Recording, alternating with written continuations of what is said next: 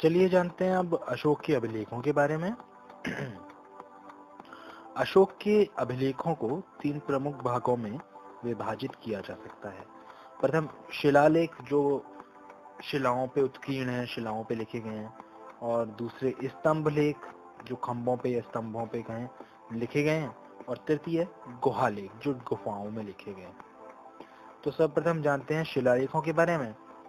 शिलाओं तथा चट्टानों पर उत्कीर्ण राज्यादेशों को शिलालेख कहते हैं। इनकी संख्या 14 है, जो 8 अलग अलग स्थानों से प्राप्त हुए हैं। तो सबसे पहले जाने कि सारे शिलालेखों के बारे में 14 तक एक से संक्षिप्त में जानेंगे। पहला शिलालेख पशु बलि की निंदा करता है। द्वितीय मनुष्य एवं पशु की चिकित्सा के बारे में बताता है। तृतीय राजकीय अधिकारियों को 5 वर्ष की धम्म यात्रा करने का आदेश देता है। हम जानते हैं कि अशोक ने विहार यात्रा के स्थान पे धम्म यात्रा शुरू कराई थी, यानी धार्मिक यात्रा। चौथा जो शिलालेख है वो धर्म से संबंधित शेष नियमों को बताता है। पांचवा अभिलेख धम्म मात्रों की नियुक्ति, जो अशोक ने शुरू की थी, उसके बारे में। छठा अभिलेख आत्मनियंत्रण की शिक्षा देता है। सातवां और आठवां अशोक की तीर्थ यात्रा के बारे में।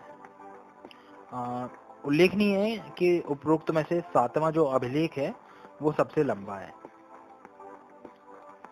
नवां अभिलेख सच्ची भेंट और सच्चे शिष्टाचार की शिक्षा देता है। 10वां पदाधिकारियों को प्रजा के हित में सोचने का आदेश देता है। 11वां दान और धम्म का उल्लेख करता है। 12वां सभी प्रकार के विचारों के सम्मान का आदेश देता है। 13वां कलिंग युद्ध एवं अशोक के हृदय परिवर्तन का विवरण देता है। युद्ध घोष के बजाय धम्म घोष का आदेश दिया इसमें गया है।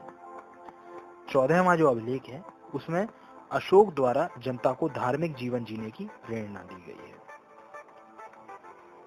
2 लघु शिलालेखों से अशोक के व्यक्तिगत जीवन तथा धर्म के बारे में भी जानकारी मिलती है। अब इसमें एक भब्रू शिलालेख है, यह राजस्थान के वैराट नामक स्थान से प्राप्त हुआ है। इसमें अशोक के बौद्ध धर्म के अनुयायी होने का स्पष्ट प्रमाण मिलता है। इसमें अशोक ने बौद्ध धर्म और संघ में विश्वास जो है व्यक्त किया है। अब चलिए बात करते हैं स्तंभ लेखों की। स्तंभों पर उत्कीर्ण राज्यादेशों को स्तंभ लेख कहते हैं। इनकी संख्या 7 है, जिन पर केवल ब्राह्मी लिपि लिखी गई है।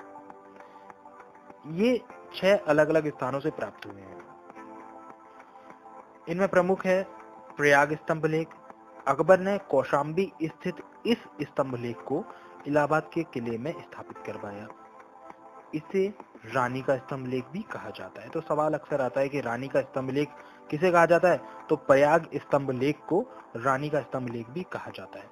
और कौन सा अभिलेख अकबर ने कौशाम्बी में स्थित से उठा के इलाहाबाद में स्थापित करवाया, तो वो यही था प्रयाग स्तंभ लेख। दूसरा दिल्ली टोपरा स्तंभ लेख। फिरोज शाह तुगलक द्वारा टोपरा स्थित इस स्तंभ लेख को दिल्ली लाया गया। फिरोज शाह जो तुगलक थे, इन्होंने इसको टोपरा में ये पहले स्थापित था, इसको उठा के इन्होंने दिल्ली में लगवा दिया। इस पर अशोक के 7 स्तंभ लेखों का उल्लेख है, जबकि अन्य सभी पर केवल 6 ही उत्कीर्ण हैं। अब इस पे जो है वो 7 हैं इस स्तंभ लेख पे।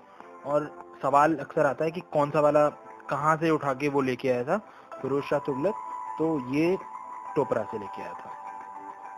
दिल्ली मेरठ स्तंभ लेख। फिरोज शाह तुगलक द्वारा मेरठ स्थित इस स्तंभ लेख को दिल्ली लाया गया। इसकी खोज 1750 में स्टीफन थेलर द्वारा की गई। रामपुरवा स्तंभ लेख। यह बिहार के चंपारण में स्थित है। कार्लायन ने 1872 में इसकी खोज की। लौरैया अरेराज, यह बिहार के चंपारण में स्थित है। अशोक का 7वां स्तंभ लेख जो है, इसमें जनता के नाम दिए गए धर्म संदेश को धर्म श्रावण कहा गया है। अब बात करते हैं गुहालेख की। गुहालेख क्या होता है? गुफाओं में दीवारों पर अंकित लेखों को गुहालेख कहते हैं। बिहार के गया के समीप बराबर नामक पहाड़ियों में 4 गुफाओं में से 3 की दीवारों पर प्राकृत तथा ब्राह्मी लिपि में उत्कीर्ण लेख इसके सर्वाधिक जो सर्वश्रेष्ठ उदाहरण है।